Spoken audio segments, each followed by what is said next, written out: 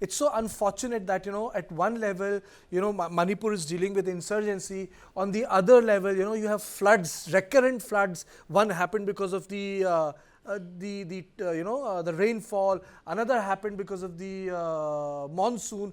Manipur is battling with this, I think, lot of crisis simultaneously, isn't it, Swaz? I mean, so I've got to play these visuals. People should understand there are also civic issues in Manipur. Absolutely. Should I continue? Yeah, absolutely. I'm just Yes. saying, No, I'm just layering this nature discussion. is not being benevolent I'm just on layering this right discussion. now. When we talk about strife, I'm just day-to-day life in Manipur is also affected. हम लोग दिल्ली का flood दिखा देते हैं, Bangalore drowns, Delhi deluge, Jaipur drowns. Just because northeast is far away, तो उसका flood नहीं होगा. असम में कितनी बार फ्लड आएगा तो थोड़ा सा ही दिखाया जाएगा. I mean to say, somehow northeast needs to be part of the national imagination. My whole point of doing Manipur is to say that Northeast is part of the national imagination. Gurgaon ka flood will take 12 hours of TV. But if entire state of a Northeast gets flooded, it will not get 5 minutes. I think in the scheme of the government of India, I mean, it might be a very strong statement. And I'm being self-critical. There is no government. I'm being self-critical. I'm from media. And I'm saying this. That, how do you make something mainstream? You talk about it daily. You say that daily. I think the reaction of the national media is extremely unfortunate. All I wanted to say is that Manipur as a state has fallen off the map of the government of India. Despite the security challenge which Bhagat had mentioned about, you have the ethnic riots, which is the internal problem, and you have this kind of flood situations. And you can imagine, the kind of life people are leading without access to basic amenities, because sometimes, national highways are blocked. People just can't even travel. You cannot imagine the situation in Manipur. It has become completely failed state. And that's why I think Dr. Bhagat is right in one point, that, the national security parameters require government of India to take this step. Otherwise, the conflict or India will get sucked into the conflict in Myanmar. And I just want to supplement one point. The challenge is not Myanmar government supporting the Indian insurgents. They won't do that beyond a certain point, because junta still remains the main interlocutor of the government of India. I think the biggest problem in Myanmar, which the government of India knows, and everybody in that particular security situation knows, is that the insurgent groups in Myanmar, we are able to topple the junta because of the support of the Chinese government at different levels, including the Arakan army, which was one of the weakest group. And today they have taken control over entire Rakhine province, except the Sittwe. The Chin state has fallen, Sagaing has fallen, Kachin state have fallen.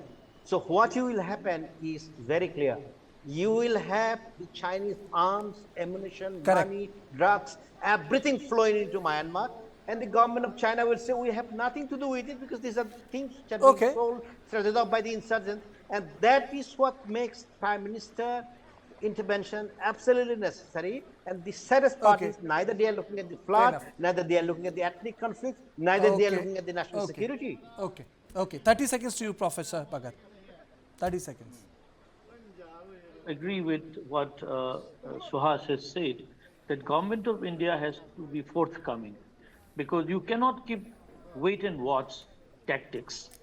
You have aggressive Chinese policy, which India is not sufficiently deterring, and you are also not handling the internal crisis, which are man-made crises, which government could have done it earlier. So they have to act very fast.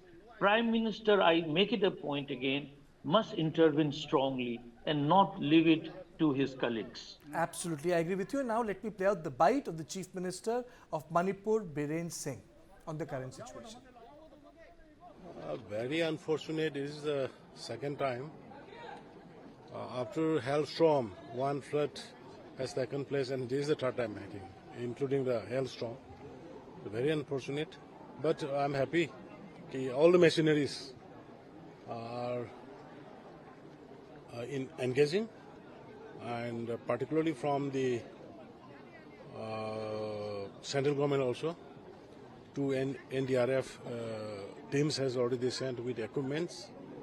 And here the state police force and the Assam Rifles, Fire Brigade and the paramilitary forces and MR, IRB, all are getting involved. And the BLS volunteer also working 24/7. And all possible help government is going to provide. And then now rescue operation from the internal villages are taking place. I think we have to be a little bit careful if rain is there.